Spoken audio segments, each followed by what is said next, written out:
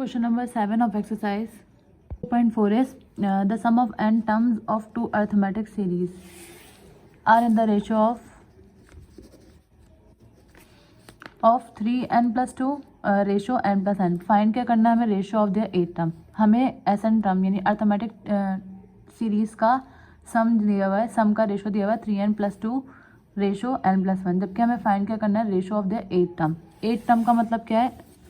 8 term का मतलब है 8 मालूम करनी है, जबकि हमें बोला है रेशो ऑफ 8 टर्म्स, तो 8 टर्म्स का रेशो मालूम करना है. जबकि पहली दो सम हमें दिए हुए हैं, एक सम हमें ये दिया हुआ है, एक सीरीज़ का सम जो है वो ये दिया हुआ है. इस सम को यूज़ करते हुए हमें फाइंड करना है A8 का और A8 डैश का, यानी इन दोनों टर्म को हमने डिफरेंट करने के लिए एक को A8 बोल दिया और एक को A8 पर डैश लगा दिया ताकि हम इनका रेशो फाइंड कर सकें. तो सबसे पहले हम क्या करेंगे? हमें सम दिया हुआ है दो सीरीज़ का सम दिया हुआ है. हमने एक को एस एन बोल दिया और एक को एस एन डैश बोल दिया. S N equals to 3n plus 2 और S N equals to S N dash equals to n plus 1. Be the sum of the given arithmetic series. जो अर्थमेटिक सीरीज़ का बोला हुआ है उसका सम जो है वो हमें ये दिया हुआ है. तो रेशो हम किस तरह से किस फॉर्म में लिखते हैं? S N ratio S N dash और इसका रेशो क्या दिया हुआ है? 3n plus 2 रेशो दिया हुआ है, तो डी डिनोमिनेटर में आ जाएगा n plus 1. तो अगर हम एस एन का फॉर्मूला देखें, sum of the arithmetic series का फॉर्मूला क्या होता है? S N is equals to n upon 2a plus n minus 1 D. अब क्योंकि सम इसके बराबर होता है, एक को हमने इसके बराबर लिख दिया और दूसरा क्योंकि हमने जब बार लगाया था तो वो ए के ऊपर भी बार आ जाएगा और डी के ऊपर भी बार आ जाएगा, जबकि एंड सीरीज जो है हमें जो रिक्वायर्ड सीरीज़ होगी उसके हिसाब से हम वो पुट कर देंगे इधर. तो इन दोनों को डिफरेंट करने के लिए हमने इसको ए और इसको ए डैश और डी बार से रिप्रेजेंट कर दिया. 3n plus 2 और n plus 1 ऐसे ही आ गया. अब इस n plus 2 n अपॉन 2 और n अपॉन 2 कैंसिल हो जाएगा, तो यहाँ पे क्या सीरीज बचेगी? 2a plus n minus 1 D और 2a dash plus n minus 1 D dash. 3n plus 2 upon n plus 1 ये हमें रेशो गिवन है क्वेश्चन के अंदर, तो इसको हमने किसके बराबर ले दिया? S N upon S N dash के. इसको इक्वेशन 1 बोल दिया. अब हमने क्या करा है? कंपेयर करेंगे इन वैल्यूज़ को, इस वैल्यू को और इस वैल्यू को कंपेयर करेंगे. यानी यहाँ पर हम a की और d की क्या वैल्यू ऐसी रखें कि हमारे पास 3n plus 2 आ जाए नॉमरेटर में, और यहाँ a डैश और d डैश की क्या वैल्यू रखें कि हमारे पास n plus 1 आ जाए. क्योंकि हमें क्या फाइंड करना है? a और d फाइंड करना है. और a और d हमें क्यों फाइंड करना है? क्योंकि अगर हम a8 और a8 डैश का की वैल्यू निकालें तो a8 इस पर जनरल फार्मूला अगर हम लगाएं तो an is equals to a plus n minus 1 D होता है. तो a8 के लिए क्या फार्मूला यूज़ होगा? a प्लस n माइनस 1 यानी 8 माइनस 1 डी, यानी a प्लस 7 डी यूज़ होगा. तो हमें यहाँ क्या चाहिए? a चाहिए और d चाहिए. तो इस a और d को फाइंड करने के लिए हम इन दोनों वैल्यूज़ को यानी ये दोनों इक्वालिटीज़ को कंपेयर करेंगे. कंपेयर से मुराद यानी यहाँ से हमें a की वैल्यू और d की वैल्यू फाइंड करनी है. तो अगर हम कंपेयर करेंगे तो यहाँ पर हम a की क्या वैल्यू रखें और d की क्या वैल्यू रखें कि हमारे पास ये पूरी टर्म सॉल्व होकर 3n plus 2 आ जाए. तो मैंने यहाँ पे क्या लिखा है? a इक्वल्स टू 5 अपॉन 2 और d इक्वल्स टू 3. कैसे? क्योंकि हमारे पास टर्म जो थी put these values in equation 1, ये हमने पुट करके भी दिखा दिया कि अगर हम इसको इक्वेशन 1 में रखें तो ये बराबर आएगा 3n plus 2 के नॉमरेटर में. a की वैल्यू 5 अपॉन 2 रखिए, ये 2 एज इट इज़ आया, a की जगह पे 5 अपॉन 2 रख दिया, प्लस n माइनस 1 d की जगह पे क्या रखना था? 3 आ गया. अब इस 2 से 2 कट जाएगा, क्या बचेगा? 5. 3 को n से मल्टीप्लाई करवाएंगे 3n प्लस माइनस माइनस और 3. 5 माइनस 3 इज 2, तो ऊपर नॉमरेटर में क्या आ गया? 3n plus 2. तो यानी हमने जो यहाँ पर a इक्वल्स टू 5 अपॉन 2 रखा है और डिफरेंस 3 रखा है वो बिल्कुल सही रहेगा. अब इसकी एक आसान तरीका, जैसे अब अगर हमारी वैल्यू दी हुई है 2a plus n minus 1 D, हमें इसको किसके बराबर लाना है? 3n plus 2 के बराबर लाना है. 3n plus 2 के बराबर लाना है. तो डायरेक्टली हम कैसे आइडेंटिफाई करें कि हम यहाँ पर a और d की क्या वैल्यू रखें? तो अगर हम यहाँ पर नोट करें तो d के साथ n के साथ क्या है? 3. तो d किसका मल्टीपल होगा? डिफरेंस का. तो यहाँ हम डिफरेंस की क्या वैल्यू रखें कि ये 3n बन जाए?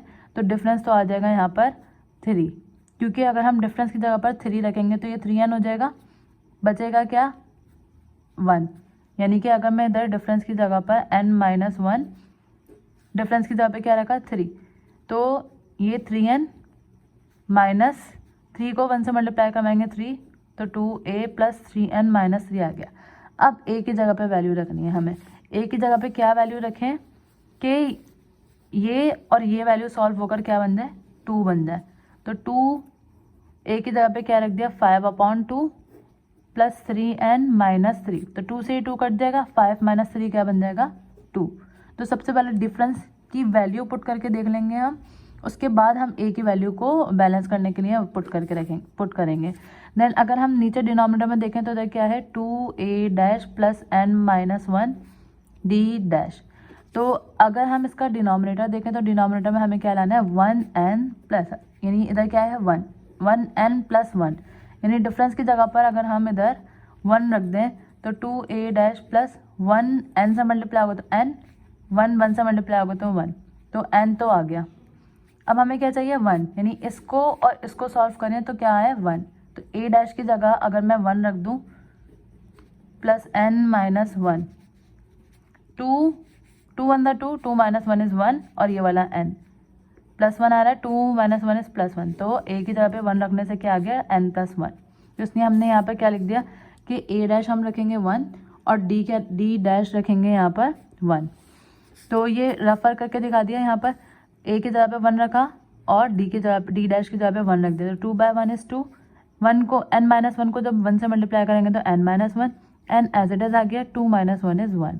ये सेटिस्फाइड हो गया। दैट मीन्स कि जो हमने a की वैल्यू और डिफरेंस की वैल्यू यहाँ रखी है और a' की और डिफरेंस की वैल्यू d' की वैल्यू रखी है वो बिल्कुल सही रखी है।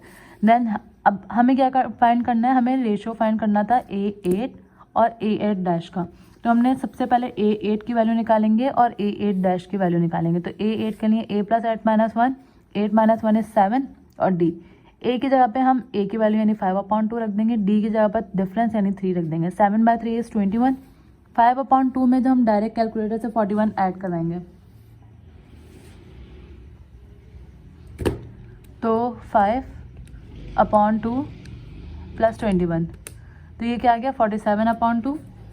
तो हमने यहाँ पे क्या लिख देना है 47/2, या अगर आप कैलकुलेटर से नहीं कराएंगे 5/2 प्लस 21, इसके नीचे डिनोमिनेटर में कुछ भी नहीं है तो 1 है, 2/1 इज़ 2, 5/1 इज़ 5, 21/2 इज़ 42 और 42 प्लस 5 क्या हो जाएगा 47। लाइक एलसीएम मेथड से अगर करेंगे, कैलकुलेटर से नहीं करेंगे तो 47/2 ऐसे भी आ जाएगा। सेकंड साइड पे हमें a8' की वैल्यू निकालनी है। a8' का फॉर्मूला क्या होगा a' plus 8 minus 1 d'। 8 minus 1 कितने हो जाएंगे 7 और 7/1 इज 7 प्लस 1। a' की जगह पे 1 और d' की जगह पे भी क्या पुट करा है 1 पुट करा है, तो 7 प्लस 1 क्या हो गया 8 हो गया। देन हमें दोनों का रेशो निकालना था, तो हमने यहाँ पे क्या लिख देना है now the ratios a8/a8'। a8 की वैल्यू क्या आई है 47/2, जबकि a8' की वैल्यू क्या आई है 8। तो हमने देखा इसकी वैल्यू दोनों की वैल्यू रख दी। अब ये डिनोमिनेटर में 2 है, ये जाके किससे मल्टीप्लाई हो जाएगा 8 से मल्टीप्लाई हो जाएगा, तो 2/8 is 16 which is the answer. इनका रेशो क्या आ गया 47/16। Now the question number 8 is the sum of 3 numbers in AP and their product is 405. यहाँ से क्वेश्चन में से the sum of their 3 numbers in AP is 27 and their product is 405. अब ये बोल रहे हैं कि हमारे पास 3 नंबर हैं AP में, तो जब भी 3 नंबर्स इन AP की बात होगी तो हम क्या लिखेंगे let 3 numbers in AP are, 3 number हम क्या सपोज करेंगे A माइनस डी, A और A प्लस डी। 4 नंबर होंगे तो वो हम अलग सा पोजीशन से करेंगे, 5 होंगे तो वो अलग सा पोजीशन से। लेकिन जब भी 3 नंबर से AP की बात होगी तो हम कौन सा 3 नंबर लिखेंगे A माइनस डी, A और A प्लस डी।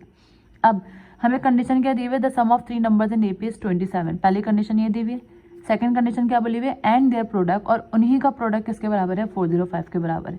तो सबसे पहले अगर हम पहली कंडीशन की बात करें तो हम इधर लिखेंगे according to given condition, according to given condition. पहली कंडीशन हमें क्या दी हुई है कि इन तीनों का सम, पहली टर्म, दूसरी टर्म और तीसरी टर्म, तीसरी टर्म का सम जो है वो किसके बराबर है 27 के बराबर है। तो माइनस का डी प्लस का डी कैंसिल हो जाएगा, a प्लस ए बच जाएगा। क्या बचा है a plus A equals to 27। a plus A 3a equals to 27, a equals to 27, 3 the multiplier है उधर जाके क्या हो जाएगा डिवाइड। तो a की वैल्यू क्या आ जाएगी, 3/1 इज 3, 3/9 इज 27, तो a की वैल्यू क्या आ गई 9। अभी हमें फाइंड क्या करना है इधर, फाइंड जब भी दोनों कंडीशन सॉल्व कर लेंगे तो हमें फाइंड करना है, फाइंड द नंबर्स, यानी वो नंबर्स फाइंड करने हैं कि वो कौन से 3 नंबर होंगे। तो इसके लिए हमें a और d चाहिए। a फाइंड हो गया, अब हम क्या फाइंड करेंगे, d फाइंड करने के लिए हम सेकंड कंडीशन यूज़ कर सकते हैं। सेकंड कंडीशन क्या है, according to the first condition लिख देंगे यहाँ पे, according to the second condition, according to the second given condition. Second given condition क्या है कि द प्रोडक्ट इज 405, इन्हीं तीनों नंबर का प्रोडक्ट जो है, पहली टर्म, दूसरी टर्म और तीसरी टर्म का प्रोडक्ट जो है वो किसके बराबर है, 405 के बराबर है। तो अगर हम प्रोडक्ट निकालें तो a minus D A plus D, A minus B A plus B किसके बराबर होता है, A square minus B square के बराबर होता है, मल्टीप्लाई बाय ये वाला a अभी बच गया, इक्वल्स टू 405। a की जगह पे हम क्या फिट कर सकते हैं यहाँ पर, a की value, put a equals to क्या आ जाएगा 9, तो 9 का square minus D square multiply by a की जगह पे क्या आ जाएगा 9, 405। अब 9 का स्क्वायर क्या होता है 81 माइनस डी स्क्वायर 405, 9 इधर मल्टीप्लाई है, जाके क्या हो जाएगा डिवाइड, और 405 को जब हम 9 से डिवाइड करवाएंगे तो 405 डिवाइडेड बाय 9 क्या आ रहा है 45, तो 81 minus D square equals to क्या आ गया 45। इसको अगर हम मज़ीद सॉल्व करें, माइनस डी स्क्वायर उधर ले देंगे, प्लस डी स्क्वायर हो जाएगा, 45 यहाँ अपनी जगह पर ऐसे, और ये प्लस 45 उधर जाके क्या हो जाएगा माइनस 45 हो जाएगा, तो 81 माइनस 45, और 81 में से जब हम 45 माइनस करवाएंगे तो आंसर आ रहा है 36। अब हमें क्या चाहिए, स्क्वायर को ख़त्म करना है। इसको ख़त्म करने के लिए हम क्या लगाएंगे, taking square root on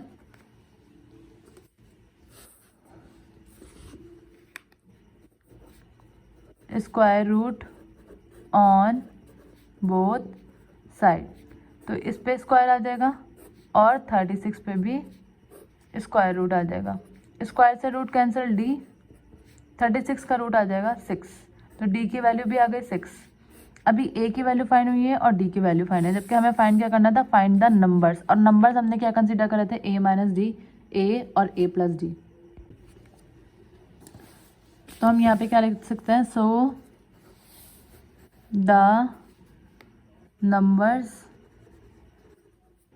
are, पहला क्या था a माइनस डी, ए और a प्लस डी था, तो a माइनस डी का मतलब क्या, a की वैल्यू आई है 9 और डिफरेंस की वैल्यू आई है 6, 9 माइनस 6 इज 3, a की वैल्यू क्या थी 9 और 9 प्लस डिफरेंस क्या है 6, 9 प्लस 6 इज 15, तो नंबर क्या आ गए 3, 6 और 15 विच इज़ द आंसर।